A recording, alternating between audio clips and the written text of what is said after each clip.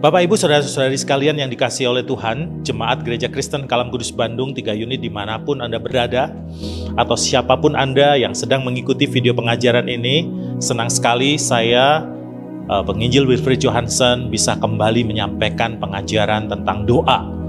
Pengajaran tentang doa yang diambil dari buku The 40 Days of Prayer, karangan Rick Warren, pendeta dari gereja Saddleback di Lake Forest, California. Bapak Ibu Saudara sekalian yang dikasihi oleh Tuhan, sebelum kita masuk di dalam pelajaran lebih jauh, ada baiknya saya mau mengajak kita semuanya untuk berdoa bersama saya, mohon pimpinan Tuhan. Bapa yang di surga Tuhan, hanya kepadamu kami, saya ya Tuhan mau berserah. Kiranya video pengajaran ini boleh tersampaikan dengan baik, dengan benar, tanpa salah-salah. Dan juga setiap kami yang mendengarkan diberkati oleh Tuhan. Tolong Allah Roh Kudus menyertai hamba-Mu dan juga setiap kami yang mendengarkan. Terpujilah Engkau yang hidup Tuhan, ini yang menjadi seru doa kami. Dalam nama Yesus kami berdoa mengucap syukur, haleluya, amin. Bapak Ibu Saudara sekalian, bagaimana caranya kita bisa menghadapi krisis? Dengan doa tentunya. Bapak Ibu Saudara sekalian yang dikasihi oleh Tuhan, itulah tema yang hendak saya sajikan, presentasikan pada hari ini, yaitu tentang bagaimana berdoa di tengah krisis. Bapak Ibu, setiap kita pastilah pernah diterpa oleh gelombang kehidupan. Dan pilihannya cuma dua. Apakah Bapak Ibu akan membiarkan diri tenggelam, digulung oleh ombak, atau Bapak Ibu justru akan riding the wave, ya, akan berselancar di atas gelombang itu dengan suatu perasaan nyaman, damai, tentram, berbekal keyakinan akan penyertaan daripada Tuhan. Bapak Ibu Saudara sekalian yang dikasihi oleh Tuhan, bersyukur Alkitab kita, firman Tuhan, menyajikan ada banyak contoh teladan hidup bagaimana orang-orang kepunyaan Tuhan, hamba-hambanya, mengatasi krisis yang datang kepada mereka secara tiba-tiba, khususnya lewat doa. Bapak Ibu Saudara sekalian, kita harus mengerti dulu hakikat daripada krisis. Krisis ini berbeda dengan apa yang kita telah pelajari sebelumnya, ya, ketika Daud menghadapi tantangan, begitu ya, sekitar 70 tahun lamanya dia berdoa dan mengharapkan terobosan daripada Tuhan. Tetapi krisis tidak seperti itu. Krisis datang tiba-tiba tanpa memberitahu kita terlebih dahulu, dan kita dibuat panik, kita dibuat cemas, kita dibuat tidak berdaya. Nah, sekarang bagaimana kita menghadapi krisis tersebut?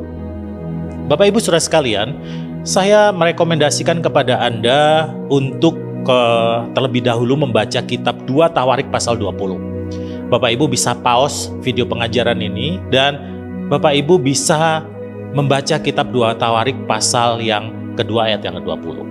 Ya. Nah, saya juga jadi ingat bahwa Bapak Ibu Saudara sekalian, sesi ke-6 dari video pengajaran kita ini akan baik jikalau Bapak Ibu menyaksikannya dengan menggunakan buku panduan yang telah Bapak Ibu dapatkan, ya. Bapak Ibu bisa membuka di halaman 16 dari buku panduan kita 40 Days of Prayer, ya.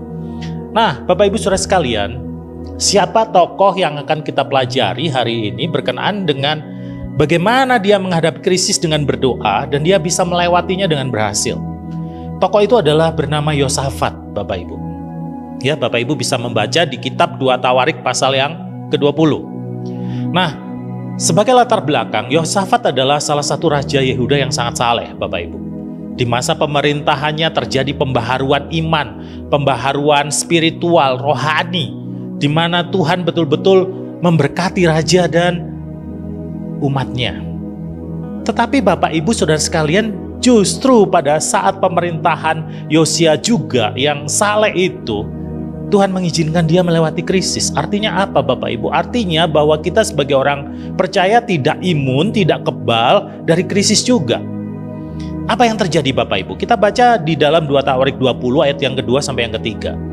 Datanglah orang memberitahu Yosafat, suatu laskar yang besar datang dari seberang laut Asin, dari Edom, menyerang tuanku. Sekarang mereka 2 hari perjalanan jauhnya. Yosafat menjadi takut. Perhatikan Bapak Ibu. Ada suatu laskar yang besar, dan kalau Bapak Ibu membaca kitab Tawarik pasal 20 secara keseluruhan, Bapak Ibu bisa tahu ada 3 negara. Ya. Dua di antaranya adalah Edom dan juga orang Moab, Bapak Ibu. Dan mereka ini jaraknya sudah tidak jauh dari Yehuda, Bapak Ibu. Kira-kira 2 hari perjalanan jauhnya.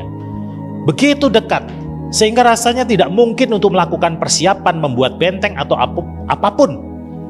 Krisis terjadi, Bapak Ibu. Dan apa yang dialami oleh Yosafat sebagai manusia, sebagai hamba Tuhan, sebagai orang kepunyaan Tuhan, sebagai orang yang sudah percaya kepada Tuhan, dia tertulis di Alkitab bahwa Yosafat menjadi takut.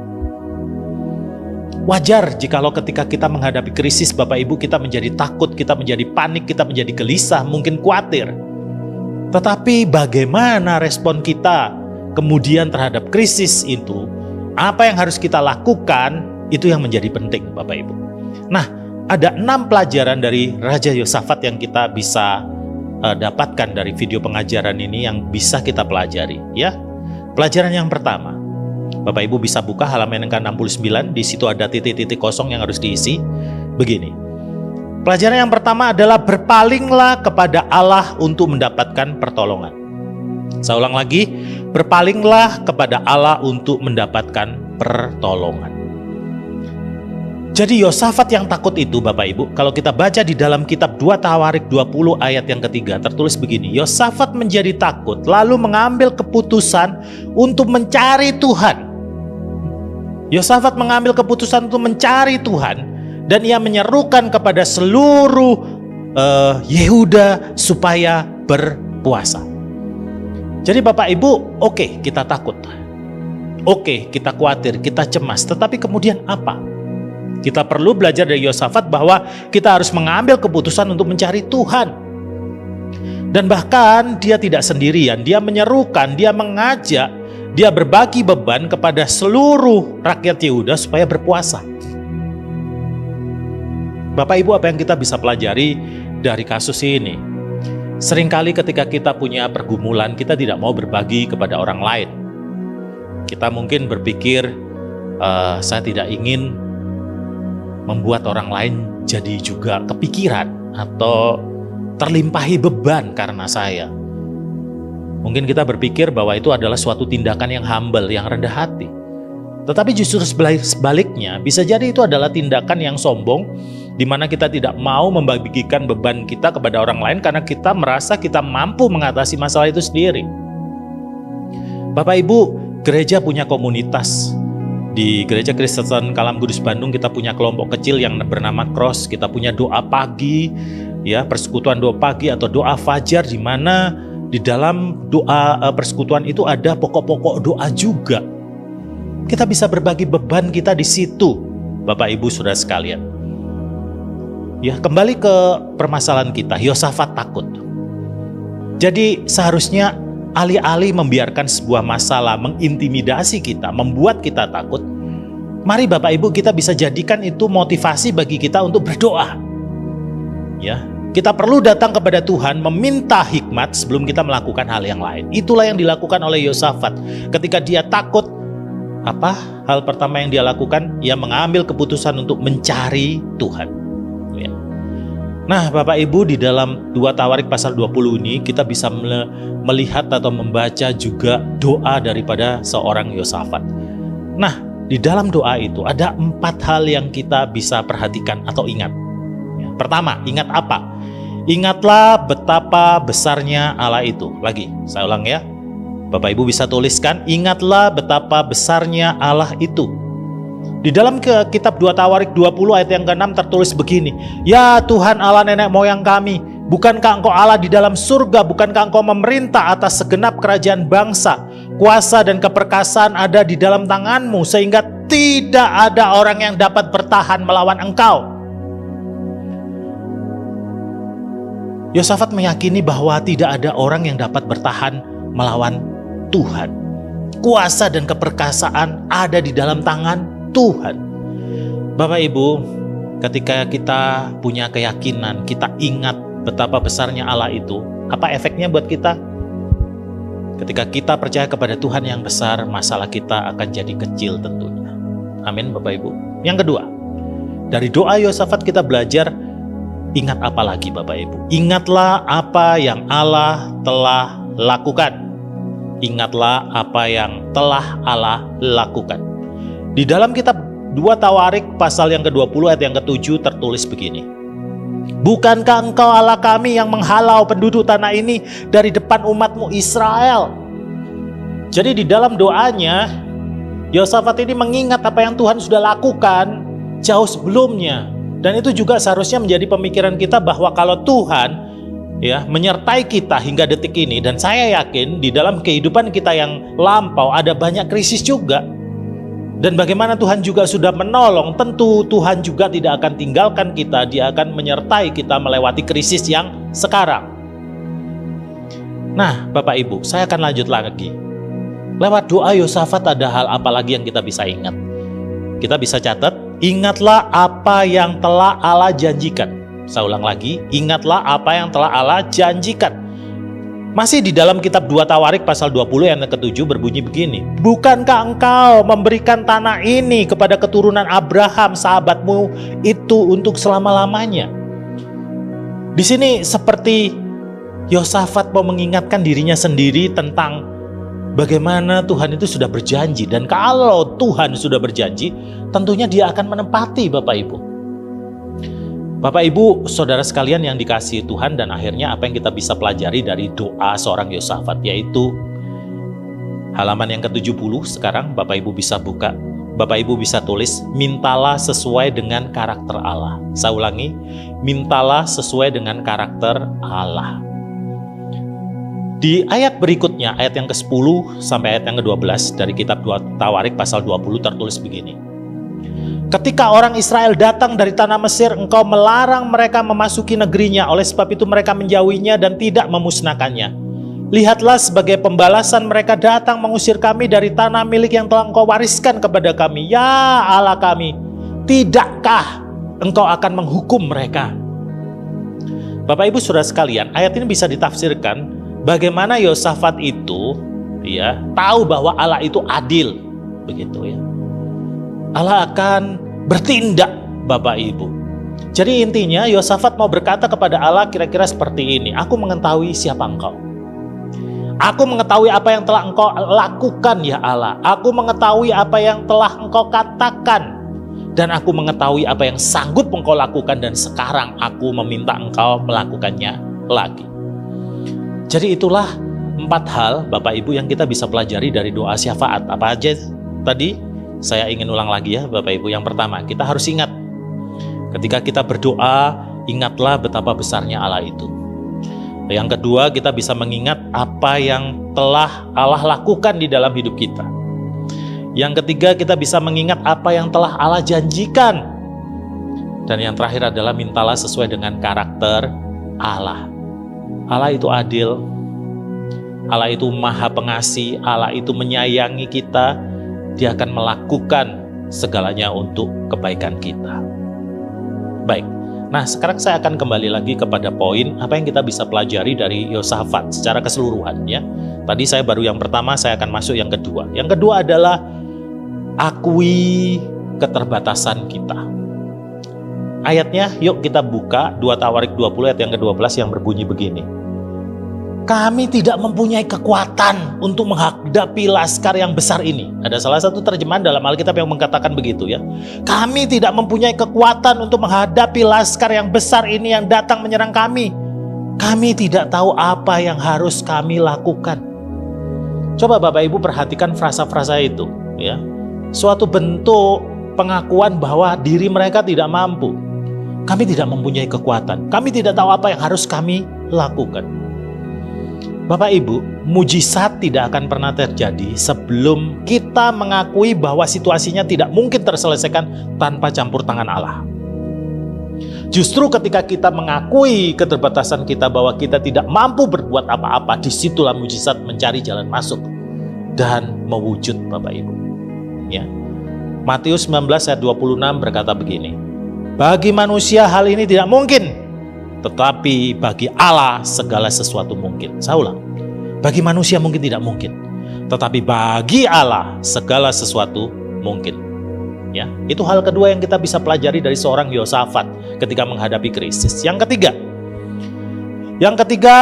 masih di halaman ke-70, Bapak Ibu bisa tuliskan sekarang, bersandarlah kepada kesanggupan Allah. Saya ulang lagi, bersandarlah kepada kesanggupan Allah. 2 Tawarik pasal yang ke-20 ayat yang 12 berkata begini, kami tidak tahu apa yang harus kami lakukan, tetapi mata kami tertuju kepadamu.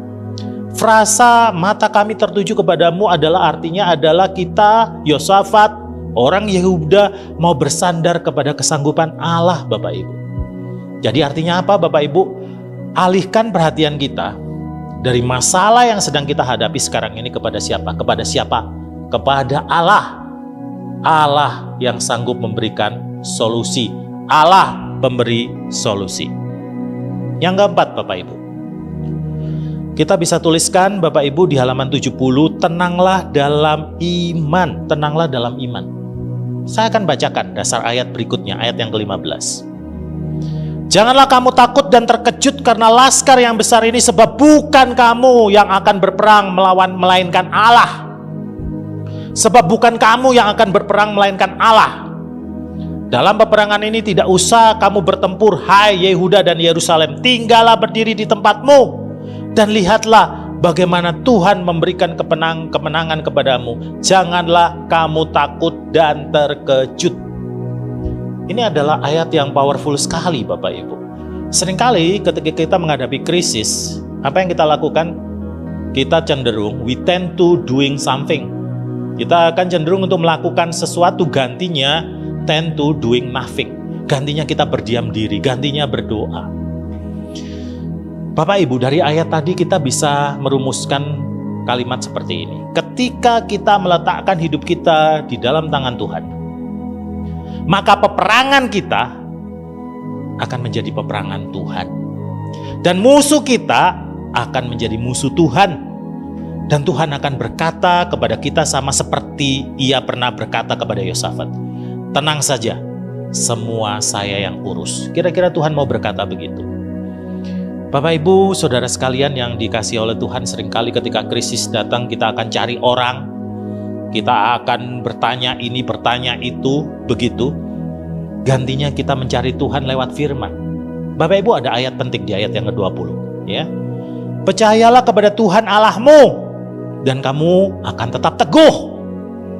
Percayalah kepada nabi-nabinya dan kamu akan berhasil. Bagaimana kita bisa berhasil menghadapi krisis, Bapak Ibu? Ini kuncinya, ada 2 percaya.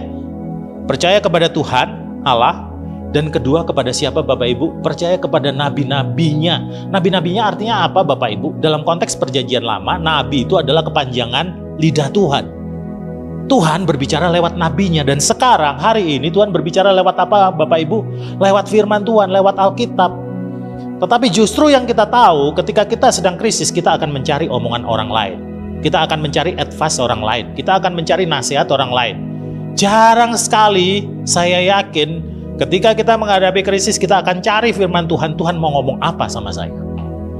Nah, hari ini, video pengajaran ini ingin mengajak kita untuk lihat, kita seharusnya cenderung untuk datang mencari Tuhan lewat firman. Yang kelima, 2 lagi, Bapak Ibu. Apa, Bapak Ibu? Bersyukurlah kepada Allah terlebih dulu. Saya ulang lagi. Bersyukurlah kepada Allah terlebih dulu. Artinya apa? Artinya bahwa yang kelima ini kita bisa belajar bahwa kita harus boleh menyanyikan pujian kemenangan bahkan sebelum kita melihat kemenangan itu. Kita bisa bersyukur walaupun Tuhan belum menjawab doa kita, Bapak Ibu. Artinya seperti itu. Kok bisa? Ya, kita lihat kisah yang dialami oleh Yosafat, ya. 2 Tawarik 20 ayat 21 berkata begini. Setelah ia berunding dengan rakyat, ia mengangkat orang-orang yang akan menyanyi nyanyian untuk Tuhan dan memuji Tuhan dalam pakaian kudus yang semarak pada waktu mereka keluar di muka orang-orang bersenjata sambil berkata, nyanyikanlah nyanyian syukur bagi Tuhan, bahwasannya untuk selama-lamanya kasih setianya. Lucu sekali, Bapak Ibu.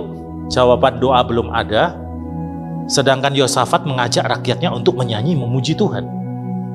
Kapan, Bapak Ibu, kita akan memuji Tuhan? Apakah sebelum doa kita dijawab atau setelah doa kita dijawab oleh Tuhan? Saya yakin percaya kebanyakan dari Anda, saya juga, akan berkata kita akan memuji Tuhan setelah doa saya dijawab Tuhan, betul?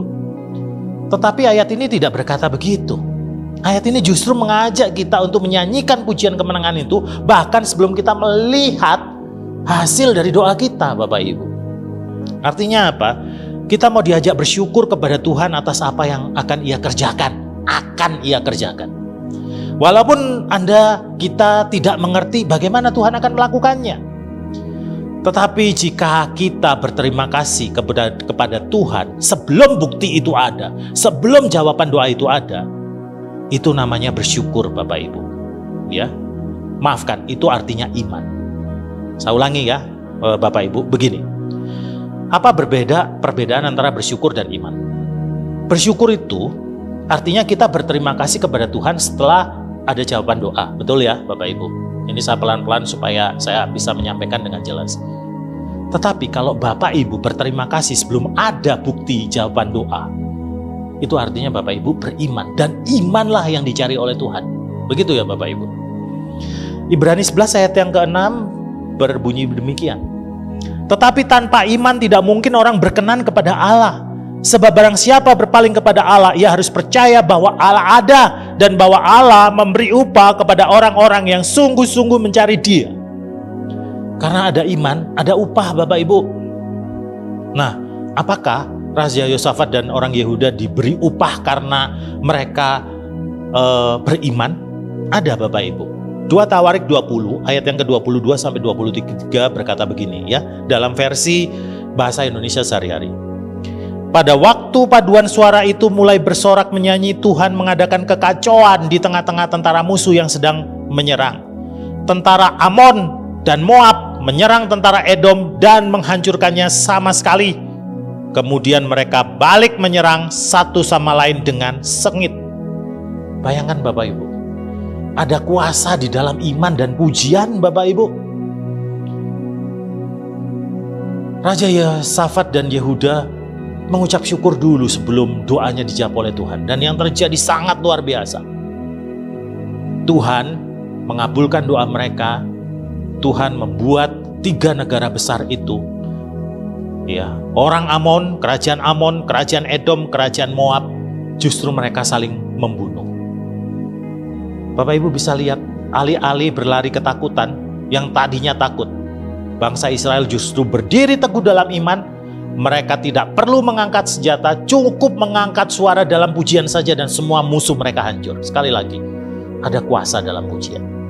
Nah, kita tiba kepada hal yang terakhir yang kita bisa pelajari dari kehidupan Yosafat, hal yang ke-6, yaitu apa? Harapkan Allah mengubah peperanganmu menjadi berkat. Saya ulangi ya. Harapkan Allah mengubah peperanganmu menjadi berkat. Bapak Ibu, apa yang terjadi? Begini Bapak Ibu Saudara sekalian, ya. Saya bacakan, kita mendasarinya dengan ayat lagi. Yuk. 2 Tawarik pasal 20 ayat 24 sampai yang ke-26. 3 hari lamanya mereka menjara barang-barang itu karena begitu banyaknya. Pada hari ke-4 mereka berkumpul di lembah pujian. Di sanalah mereka memuji Tuhan dan itulah sebabnya orang menamakan tempat itu lembah pujian hingga sekarang. Jadi begini Bapak Ibu, setelah iman pujian dilayangkan, tidak ada satu musuh pun dari Yosafat dan Yehuda yang terluput. Lalu apa yang terjadi Bapak Ibu? Lalu Yosafat dan orang-orangnya, orang-orang Yehuda, tentara Yehuda itu turun bahkan menjarah barang-barang musuh. Mereka menemukan apa saja Bapak Ibu? Banyak ternak, harta milik, pakaian, barang-barang berharga. Dan yang katanya yang mereka rampas itu lebih banyak daripada yang dapat dibawa. Bahkan untuk mengumpulkan barang jarahan itu perlu berapa Bapak Ibu? 3 hari. Ini hanya untuk mengumpulkan barang jarahan saja. Artinya ketika kita berserah kepada Tuhan, jawaban Tuhan itu bisa jadi Bapak Ibu beyond imagination. Melebihi daripada apa yang kita pikirkan. Ketakutan tadi, peperangan tadi justru bisa menjadi berkat besar Bapak Ibu. Jadi ketika kita membiarkan Tuhan berperang dalam pertempuran kita, hal ini juga justru bisa menjadi kesaksian buat orang lain. Hah? Bagaimana Pak bisa menjadi kesaksian buat orang lain? Ada ayatnya. Mari kita baca ayat yang ke-29 sampai 30. Ketakutan yang dari Allah menghinggapi semua kerajaan negeri-negeri lain. Ketika mereka mendengar bahwa Tuhan yang berperang melawan musuh-musuh Israel. Dan kerajaan Yosafat amanlah karena Allahnya mengaruniakan keamanan kepadanya di segala penjuru. Bapak Ibu mengerti? Jadi apa yang diperbuat oleh Tuhan itu juga didengar oleh semua kerajaan negeri-negeri yang lain. Mereka menjadi hormat. Mereka takut kepada Israel. Dan kepada kerajaan Yehuda dan kerajaan Yosafat, kerajaan Yehuda menjadi aman.